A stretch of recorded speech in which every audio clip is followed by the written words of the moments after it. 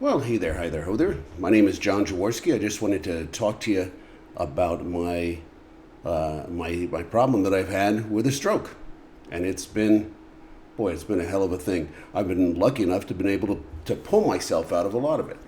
Now, the first thing I think I've got to do is tell you who I am and where I'm from and what's going on here and that sort of thing. Well, I was born in San Antonio, Texas, and when I was 6 weeks old, my mom and dad took us to Springfield, Virginia, and from there, I made up a good chunk of a life. I wasn't very smart in schools. I didn't prove myself that I was really very good at it.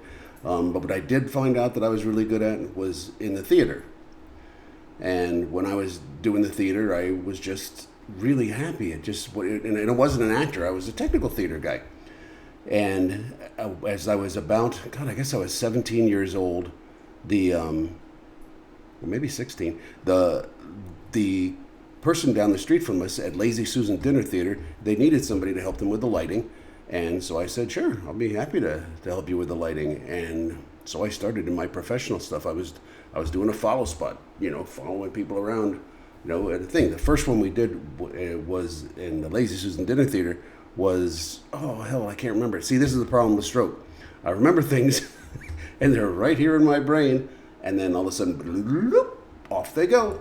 And it was just, let's just say this, it was a great theater. It was a great theater. I did probably about 7 or 8, 10 shows there, doing it. And we always went for 3 months at a time, at least 3 months at a time.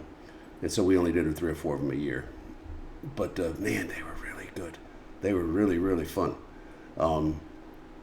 And while I was doing that, I also decided at some point in there that I was going to go back to school. And I told him, I said, I'm going to school. I'm only, 20 years old. I want to go to school. And so I went to school, and it was a place called JMU, James Madison University in Virginia. What a great school it was. It was really, really cool. And I decided when I was going to go to school now that I didn't really give a shit about becoming a somebody who had some sort of a name for me. I just wanted to learn the stuff that I wanted to learn. So I went there and I said, I want to take all these 9 classes. And when I was there, they were like, well, okay, but you're not going to get any sort of degree, if you just got those 9 classes. I said, I don't care. I'm not ready to look at that. I just want to learn. And they were like, well, okay, I guess if that's what you want to do. And it is. And I ended up doing probably about 30 or 40 shows. The reason I got so many of them was that the other people that were there, they were going for a degree. They were also in some theater stuff, but they wanted a degree. Maybe it was in theater, maybe it was in math, maybe it was in some other sort of wonderful art, I don't know. But they also had to do for things they were doing, they had shows they were doing. And so I would come in and I would set up all their lighting. And I became very, very, very good at lighting. It wasn't just there. It was when I was in my own dinner theater.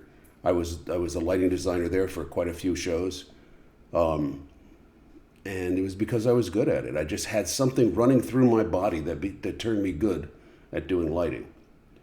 So I went to we also did a big thing in D.C. Boy, what was the name of that place? It was a big theater, big giant theater, big huge theater down in D.C. And what it was there was people coming from all up and down the East Coast, and they were coming in, and they were doing a show, and it was a competition that we wanted to do our best show. One of ours was done by a guy who wrote it, who was part of our JMU place, and our show went there. Unfortunately, I was back at the Lazy Susan Dinner Theater, so I couldn't go do those shows. But I gave them to all of the person who was one of the professors there, and they went in with them. And because I had to go tell them where everything was and put everything where it was going to be and how it was going to work, and it was kind of cool. And so we went to the theater and we won. I think we got first place in it. And one of the things that I was really impressed by is that one of the professors, I think it was the guy that I had put all together, he said, you know what? He said, I haven't heard this ever before when we went there, but we were getting tons of people that were saying they liked this. And actually people that were the that were in charge of who was going to win. They said to us, you know, we've never seen lighting like this before. You know, this is really incredible, really great lighting designer. And they didn't know my name, I don't think, so they didn't say, hey, John Jaworski is a great lighting designer. But they told me that, and I said, well, that's really great. I'm glad it really did that. That's really pretty cool. Let's see, I finally decided I was going to go out and try and work in theaters out there in Hollywood. Who knew? And so I had talked to them down at JMU, and I went there and I saw my professor, and I said, you know, gee, thank you so much for everything that you taught me here. I really appreciate it. I know some of the tests weren't so great, but believe me, I learned a lot. I learned a lot from you. And he said, well, good. He said, well, we're looking forward to seeing you again. And I said, well, you know, I'm going to go out and see if I can work in Hollywood. He was like, what? You're leaving here? And I said, yeah. And he said, but you just got here, and we've never seen lighting like this. We've never had it. You know, we really thought, you know, we were going to have you. And I said, no, I'm really going to go out and, you know, try and work with bands or go out and work in Hollywood. And he seemed really shocked. And he said, well, what if you teach here? What if you teach here? You could teach people about lighting. And I was like, well, I don't know, you know. I never really was that great a student. I don't know if I'd ever be a great teacher. I know I have this in my heart, and it's right there. And I said, but thank you so much. And they were sad that I was leaving, but I ended up leaving, and I went, let's see, pretty soon after that, I went to Hollywood, and I ended up hooking up with a couple of people out there, and I worked in Hollywood, actually. I worked, you know, finding and picking up all sorts of stuff for people that were in today's shows. We would if they had a new game show that was playing, we would have to deliver all that big stuff that went out there. There's tons and tons of stuff that went into them. I would go out and just sit. Sometimes I'd be in you know, one of the movie places for, you know, 8 hours just so I could deliver this teeny little thing because everybody else was too busy to get the stuff from me by then. But, you know, it was a way of making a life out there and going around and doing that stuff. And I got a call from a friend of mine, and he had said, you know, he wanted me to come out and work with him as a road manager. And if I would do that, they would be happy, and I could be a lighting designer and an audio engineer and the road manager for bands that went out. And these bands were not rock and roll bands. These were bands that were people that had maybe 10 or 12 people in the bands.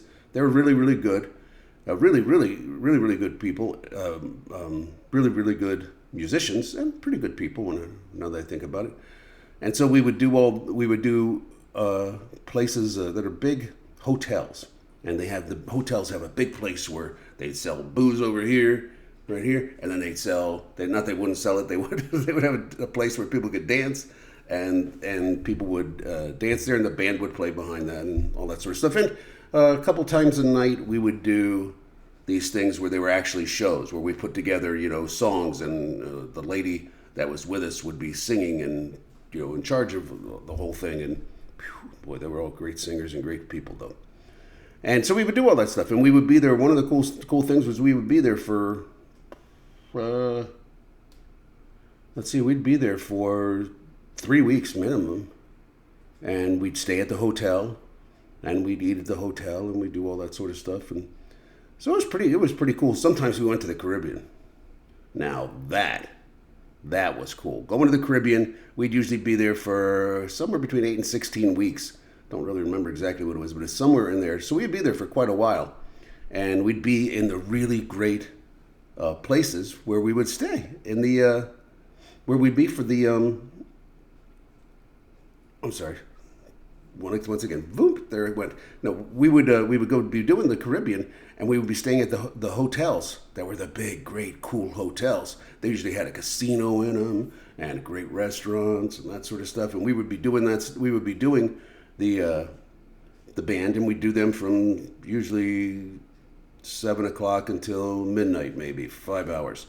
and we would then go moving on into our lives, and as we did this stuff, we'd have a great time. I met some people that wanted me to come back out to Hollywood, which I did for a while. And then went back on the road with these other guys that were doing these things. So it was great. It lasted for about 8 or 9 years, I guess, that I was doing that. And I decided then, must have been around 30, that I wanted to get married. I dated a lot of people, but I didn't really, well, I'll be honest. When you're on the road doing that sort of stuff, nobody wants to marry you when you're on the road. So I decided to be 30, and I was going to go get married. So I did all sorts of things. When I got back there, I was in Connecticut, and I would do things like I would be selling things that were pictures and stuff and artwork and that sort of stuff that I would sell out of a store. And then I would work for, what else did I do then? This is hard. Oh, I sold big, the big things you have outside that you put your grill on and all that sort of stuff, that big thing. But it was all customized, and we would customize the thing, and I would sell it to people. And let's see, I my friend Paul Lecca, who was a guy who wrote music and who produced music. He produced REO Speedwagon, and he produced Harry Chapin and bunches of stuff like that. He actually wrote a song and was with a band and wrote a song, and it became extremely, extremely popular. And I'm sure you've heard it. You probably don't remember Paul Lecca's name, but he was one of the ones who did this, and they were out of Bridgeport. He did this before I went there, but I always loved that he had done this stuff. He was the producer of the shows, and I would be managing his place. He asked me, would I do that? So, hey, what else am I going to do? Of course I'll be managing the place. He wrote this song, Na Na Hey Hey Kiss 'Em Goodbye. And you probably don't know the name, but it was na na na na, na na na na, hey hey, goodbye. Now, you may have seen it on television when it has to do with something on baseball or football or any of that stuff. It plays on commercials and all sorts of things like that. When I was there working at his Connecticut recording studio, I would always get a box, not too big a box, about that big, and it was with a letter, and it was with a tape, and it was with a check, and it was always people that took Nana Hey Hey Kiss 'Em Goodbye, and they would make it up in Brazil or something like that.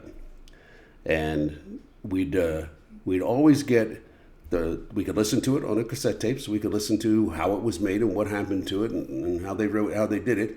There's not a lot to talk about, just no. And the check was usually about $35,000. That's pretty good. So I did that stuff, and I learned that stuff. There came a time when we weren't doing well enough, and he decided to close the place up and move it up to his place in another part, up in the northern part of Connecticut. We were in Bridgeport, northern part of Connecticut, and it was kind of cool that we went to the northern part of Connecticut. I went there and saw it, and it was this big, huge, probably had 15 rooms in it, bedrooms, and then it had a living room, and then it had this, and all sorts of big things. And those big things, if you remember, going up the stairs, going up the stairs and turning around at the top and stuff. Oh, it was a really cool place. But he was going to move there, and he was going to move his recording studio there. And I said, well, hey, enjoy it, have a good time. And I ended up still hanging out down in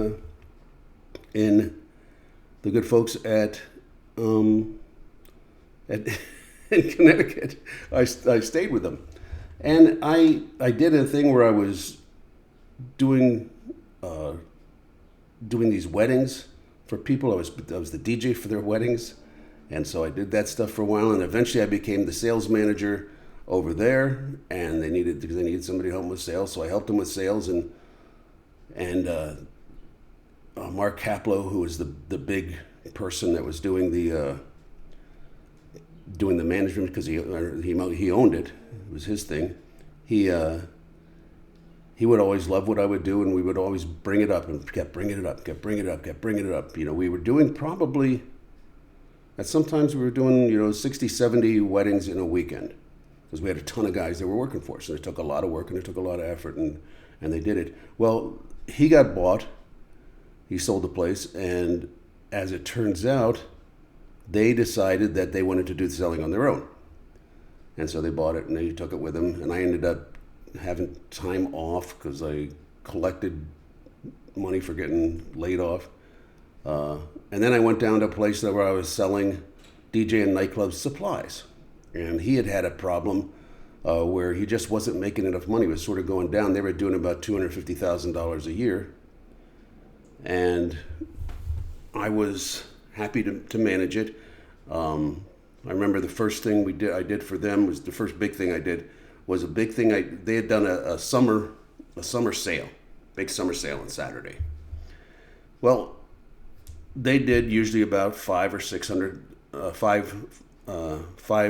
$6,000 in a Saturday, and they were very happy about it. And then they asked me would I do this, so I did it, and I put it all together, and I did a lot of marketing, and I brought people in, and I got all sorts of things for sale, and just promote it in different ways that I wanted to do. Because I thought managing, I better promote it too. And so we did that day, that Saturday, I think it was $27,000. And they were like, wow, you really know what you're doing. And I kind of had somehow learned what I was doing. So I was really good at that, and ended up after that, I opened up a special effect company. After I left there, I opened a special effect company. And let's see, that special effect company was open for 14 years.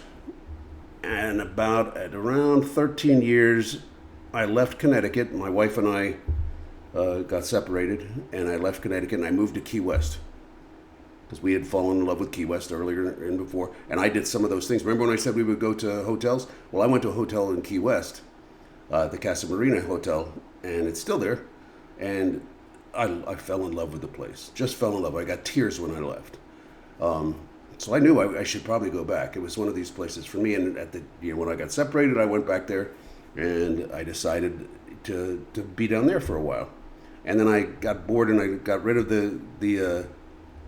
the special effect company after a while, and retired. And in about in about a year, I was bored shitless. So I went to my girlfriend. I said, I got to do something. I'm not sure what to do. I don't know what I'm going to do, but I'm going to figure out something to do.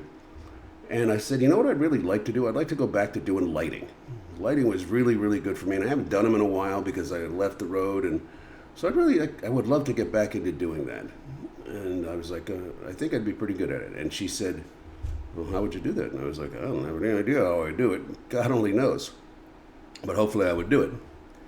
And because of that, I just started thinking about how great it would be and how much I wanted to do it again. And I didn't know there was six theaters down there that used lighting guys, and I didn't know which one to go to. I didn't know how it was going to work. I didn't know what was going to work best. And about probably 10 days, 2 weeks after I said I wanted to do that, I was looking in the paper on a Sunday. It was a Sunday. I was reading a Sunday paper, and they had a thing on there on one of the special places that has theater, that has theatrical shows, Waterfront Playhouse. And they were talking about one of their shows, and they also said that the lighting designer died, and he was going to they were going to do something for him on a specific day or something like that. And I was like, wow, this guy died, and I wanted to get back into doing lighting. How does this work? How did that happen? But it happened, and I said to myself, I'm going to go down there. I'm going down to see them, and I'm going to talk to them to see if I can do it. And I ended up calling them and over over 2 or 3 days, and they were out of there on Monday because hey, it's their day off. And so I talked to Danny. Was it Danny Weathers? Danny Weathers? Danny Weathers was the manager of it. He actually became a very, very good friend of mine, and he was moving to. He wasn't moving. Sorry, They were using the guy who had been running the running the lighting when the other guy designed it. And they said, well, hey, will you do it? And he's like, oh, I guess I'll do it. He came down. He really didn't know a whole lot about it, but he was a nice guy, a really nice guy. And he put up the design for it, and I gave him a bunch of ideas. I went down and talked to him. I said, will you work with him? Yes, I'll work with him. And so I did. Sorry. Maybe this is part of my stroke. Some things just get a little confusing for me, or I just get a little excited about it. But anyway, they said, "Will you come down and do that?" And I did it. And he got. They said it was a nice show with lighting and that sort of stuff. And I was like, "Hey, that's cool. I'm glad it was." And they told me at the end of that show, within a couple of days of that show ending, that the guy that was doing the show and running the lights for that show, he decided he's going to move to somewhere in California. Don't remember where. But he was going to do that, and this was his last show. And so, of course, they were at that point, what are we going to do for lighting? Let's take that guy and see if he can do it. Let's talk to him. So I talked to him about it. I said, yeah, I think I can do it. It should be fine. And I did it with one of my friends. Now, one of the things that I didn't know then is I didn't understand the lighting designer. The lighting design I understood, but I didn't understand the computers that ran the lighting. I'd never seen those before. I was working before there were computers out.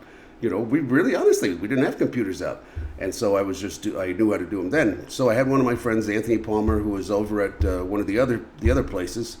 He had said that he would be happy that I would do it. And he knew me because I would go do stuff and help them with lighting at his place across the town. And he said, yeah, I'll be happy to come out and help you. And he did. And he was just amazing. He really, really helped me understand the computer and how it was worked and what was going on and what was going on. And, at the end of this, when we were getting ready for the show to open, I said to him, Anthony, I got to ask you something. I got to know, and I got to know exactly the honest thing. What do you think about the lighting? Am I okay doing the lighting design? Am I all right with that? And he said, you know what, John, there was things that we went through, and I would tell you, hey, let's do this over here, and you'd be like, yeah, that's cool, let's do this color. And it would be the color that I would use, and you would want to do it my way, and you'd want to do it in these directions, and you were happy for this and that sort of stuff. And he says, you're a great lighting designer, John. You really are. You're different than a lot of people. And so that was cool, and I ended up being there for about 4 years. I did that, and I also worked at the other places in Key West that needed lighting design done. And wherever somebody asked me, of course I did it. I got really busy at times. So then I went. Then we'd had a hurricane down in Key West, Hurricane Irma, which was a tremendous thing. And my sister convinced me to go up and talk to her up in Arizona, and hang out with her and her kids. And I was like, okay, I haven't done it, in about 10 years, so I guess I'll come up there. Let's do that. And so I went up there, and then I thought it was going to be about 10 days, and it was great. I loved being in Arizona at that time. I had fun and was looking into certain things, and then it turned out that it ended up being 3.5 months before I could get back to Key West because they didn't have any electricity or water there for 3.5 months. That sucked. And when I was in Arizona, I looked and saw that the places to go into were dramatically less expensive than Key West and to go into to live. And my sister said, why don't you just come up here and live with us? And not live with us, live here in Arizona. I said, okay, let me think about it. And I did think about it, and I was just like, you know what? My friend Danny was leaving. That's why I said he was leaving at first. He ended up leaving. He was going to move out to California. And he just said, John, he said, I really did great with you. I think you were a lot of fun. And I think you did an incredible job for lighting. And he said, I hope you have the best rest of your life. And so I decided, I don't want to do this without Danny. And I moved up to Key West, from Key West to Arizona. Did all sorts of things. I couldn't find a job as lighting designer, so I was doing the same as I usually would. I was selling stuff. And then as I was selling stuff, I had walked up to, I walked up to them and asked them if I could do this stuff from home because they were getting people from home. And they said yes. They put me in my house. And so I was doing this in my home. It was an apartment. It wasn't a big home, but it was an apartment. It was fine. And what it was people would call us, and they would say they would call us because they wanted to talk about something they just saw on TV, whether it was a thing for deaf ears, or whether it was for something that was great to clean your floor with, or could have been anything, eat with, that sort of stuff. It was really lots of different things there. And then people would call me, and I would talk to them, and I'd sell a good chunk of it. That's why I was pretty happy with what I was doing, and they were happy with me. Well, then it was a Sunday. It was January 19th, 2020, and I was sitting there doing this stuff, and there were about 5 or 6 people who hung up on me. They just hung up. I was like, what's going on? The next guy, I answered the phone, I talked to him, and he said, I don't know what the fuck you're talking about. Hung up. And I was like, okay, so they must have the wrong things coming to me from the computers. I've got to get them to fix the computer in here and so I can do these things. And I called up my manager and I said, hey, I'm having a problem here. The people are hanging up on me and I don't know why. Could you take a look and see what the computers are set up with, for me? And she said, John, relax. I'm going to call the ambulance right now and I'm going to have them come pick you up and take you to the hospital. I think you're having a stroke. Well, wasn't that great? Having a stroke. I didn't even know what a stroke was. Well, now, I'll tell you this. I had a stroke where my vein in my brain was leaking blood. You can have it 2 ways. You can have it where it either gets stopped up by, the whatchamacallit stuff, or you could have the thing. 13% of the people that have a stroke have it with that. Many, many of them die. Well, I was out of conscious then. And I think I'm going to stop this. This has been kind of long, and I don't want to make this too boring for you or too hard to understand. But I'm going to talk to you in the next one. Number 2 is going to be about what it was like to have a stroke, what it was like for me to get up and have a stroke, what it was like for me to wake up and have a stroke. And I got to tell you, it was really, really horrible. It was the worst thing that I've ever been through, and man, let me tell you, I've had arthritis since I was 20. But it was a terrible thing, but there's ways through it. There's ways to get better. There's ways to be able to speak again. There's ways I couldn't speak. That's why I was speaking when I was talking to my friend, or the manager. So there's ways to get past these things. And hopefully there's things there that I can help you with, because I think I can. I hope you have a wonderful rest of today. I hope you have a wonderful, incredible life. And I'll talk to you very soon. Take care. Bye-bye.